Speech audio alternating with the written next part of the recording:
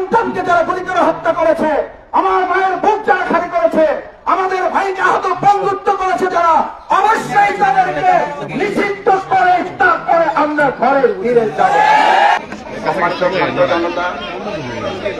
সম্মানিত শ্রমিক ভাই বন্ধুগণ, গণহত্যাকারী সন্ত্রাসী দলেরও পতন হয়েছে।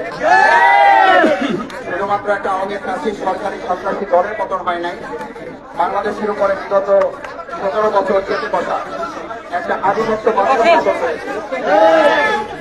সুতরাং সেই পতনে যে জুলাই যোদ্ধারা জীবন বাজি রেখেছে, শহীদ হয়েছে, আবু সাইদ মুক্তরা যারা জীবন বাজি রেখেছে, তাদের উত্তরসূরি এবং অনুসারী এখানে যারা উপস্থিত হয়েছে, তাদের সবাইকে বাংলাদেশ জামাত ইসলামের পক্ষ থেকে আন্তরিক ধন্যবাদ এবং কৃতজ্ঞতা জানাচ্ছি। 2024 সালের জুলাই আগস্টের গণ-অভ্যুত্থানে গণহত্যাকারী ফ্যাসিস্ট সরকার হিসাবে যে সংগঠন, যে আওয়ামী লীগ ভূমিকা পালন করেছিল, সেই আওয়ামী লীগ শুধুমাত্র জুলাই আগস্টে গণহত্যা করে নাই, তারা 2006 সালের 28 অক্টোবরে গণহত্যা করেছে। তারা 2013 সালের 5 এবং 6 মে শাপলা চত্বরে গণহত্যা করেছে। তারা 2009 সালের 25 এবং 26 ফেব্রুয়ারি আমাদের চৌকস মেধাবী, সৎ, যোগ্য, দেশপ্রেমিক 57 জন সেনা অফিসার সহ 71 জনকে হত্যা করে সেদিন তারা গণহত্যা চালিয়েছে।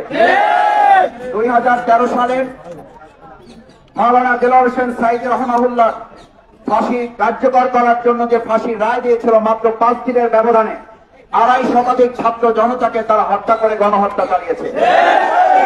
তারা গণহত্যা চালিয়েছে 2021 সালে বাংলাদেশের উপরে চেপে বসা আধিপত্যবাদ আমাদের পার্শ্ববর্তী রাষ্ট্রের সেই সময়ের সরকার নরেন্দ্র মোদীকে প্রবেশ করানোর জন্য আমাদের প্রায় 25 জন ভাইকে তারা গুলি করে হত্যা করেছে। সুতরাং এরকম বিগত 17 বছরে এক এক করে শত শত, শুধু নয় হাজার হাজার ভাই বোনদেরকে হত্যাকারী, গণহত্যাকারী এই সংগঠনকে 2024 সালের 5 আগস্ট থেকে শুধু নয়, জুলাই আগস্টের গণ-অভ্যুত্থানকারী সকল দেশপ্রেমিক জনতার দাবি ছিল এই আওয়ামী লীগ সরকারের পতন ঘটিয়ে তাদেরকে নিষিদ্ধ করতে হবে। এই দাবি শুধুমাত্র কোন একটি দল বা কোন ছাত্র জনতার কোন অংশের নয়, এটি বাংলাদেশের সকল দেশপ্রেমিক জনতার দাবি। এখানে যারা এসেছে তাদের দলের পরিচয় বলা নয়, তারা বাংলাদেশ। এখানে যারা এসছে তুমি কে আমি কে, আজ বাংলাদেশ দাবি তুলেছে। বাংলাদেশ যখন দাবি তুলেছিল আওয়ামী লীগের পতন হতে হবে, আওয়ামী লীগের পতন শুধু হয় নাই, আওয়ামী লীগ গোষ্ঠী সত্য দেশ ছেড়ে পালিয়েছে। পালানোর ধারাবাহিকতায় গতকালকে এবং তার আগের দিন পালানোর ধারাবাহিকতা তারা অব্যাহত রেখেছে। আমরা অত্যন্ত বিস্ময়ের সাথে লক্ষ্য করছি এই পালানোর সাথে তারা একটা অংশ সহযোগিতা করছে। আর আজ এখানে যখন আওয়ামী লীগ নিষিদ্ধের দাবি উঠেছে, কেউ কেউ এই গণতান্ত্রিক আন্দোলনকে দমিয়ে দেওয়ার জন্য ডানে বামে থেকে এখনো আমাদেরকে আটকে দেওয়ার অপচেষ্টা চালাচ্ছে। এটা ভালো লক্ষণ নয়।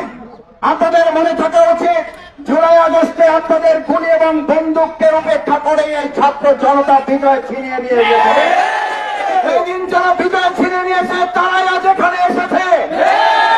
ছিনিয়ে দাঁড়িয়ে এখান থেকে দেশের জনগণ ফিরে যাবে না, যাবে না।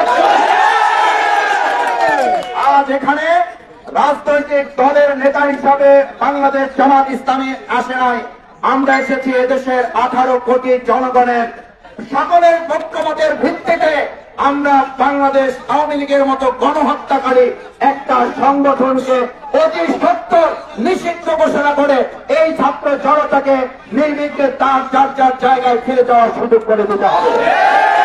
আমি খুব বিস্মিত হই, আমাদের কেউ কেউ বলেন এটি খুব স্পর্শকাতর জায়গা। আমি আমার ভাই বোনদের কাছে জিজ্ঞেস করতে চাই, এই যমুনার জায়গাটি যেমন এসব স্পর্শকাতর, আমাদের বাংলাদেশের প্রত্যেকটি নাগরিককে স্পর্শকাতর স্বাভাবিক জীবন, প্রত্যেকটি মানুষ স্পর্শকাতর।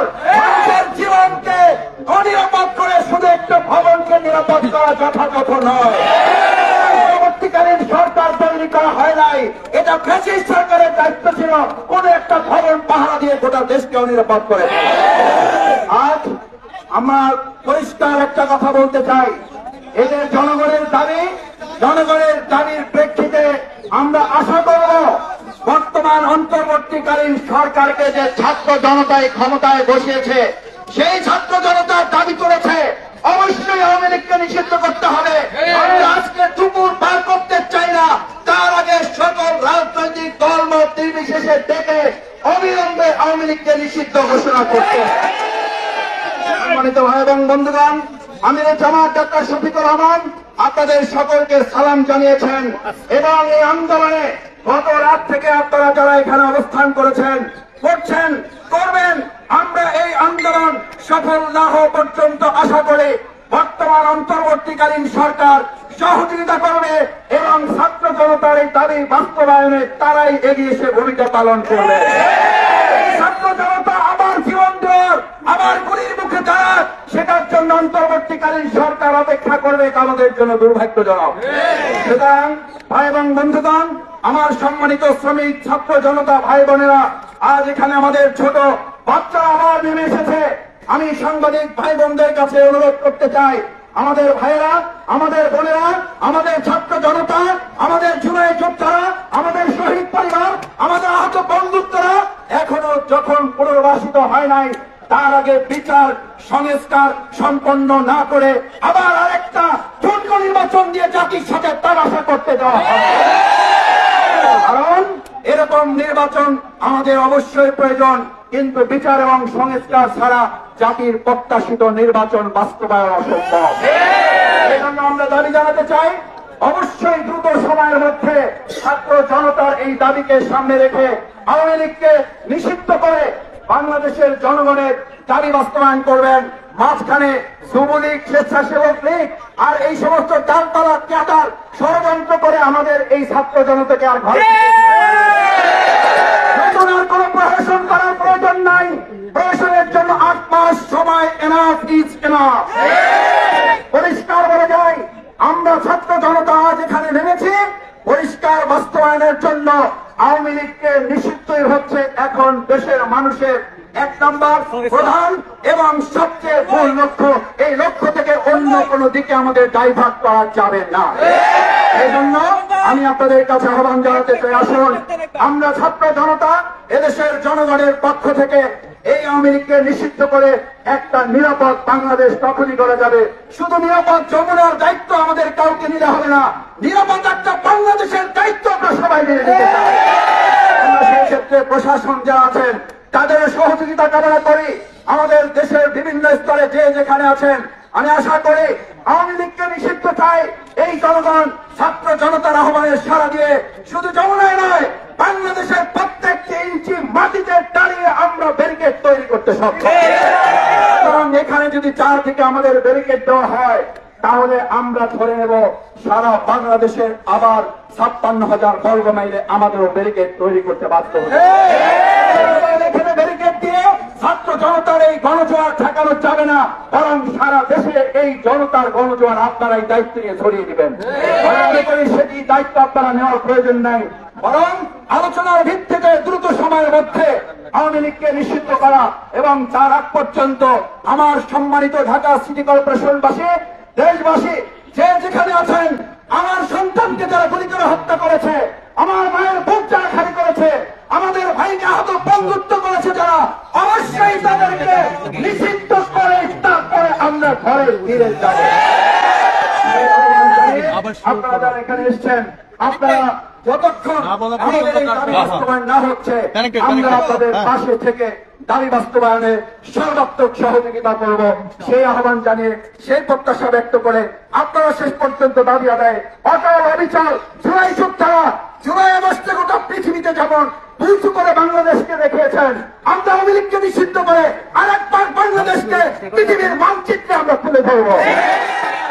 সেই প্রত্যাশা ব্যক্ত করে আমার সম্মানিত ছাত্র জনতা ভাই বন্ধুদেরকে ধন্যবাদ জানিয়ে, কৃতজ্ঞতা জানিয়ে, অভিনন্দন জানিয়ে, গতকাল থেকে রাত থেকে আপনারা কষ্ট করে এখানে আছেন, আমির জামাত ডাক্তার শফিকুর রহমান আপনাদের সাথে এই সমস্ত বিষয়ে তিনি ওয়াকিফ আছেন, খোঁজ খবর রাখছেন এবং তিনি আপনাদের এই আন্দোলনে সহমত পোষণ করে এটিকে আওয়ামী লীগ নিষিদ্ধের এই দাবির সাথে বাংলাদেশ জামাত ইসলামী একাত্মতা ঘোষণা করে সামনের দিকে আন্দোলন এগিয়ে নিয়ে যাওয়া, দাবি বাস্তবায়ন করা আমরা সম্মিলিতভাবে করবো ইনশাআল্লাহ।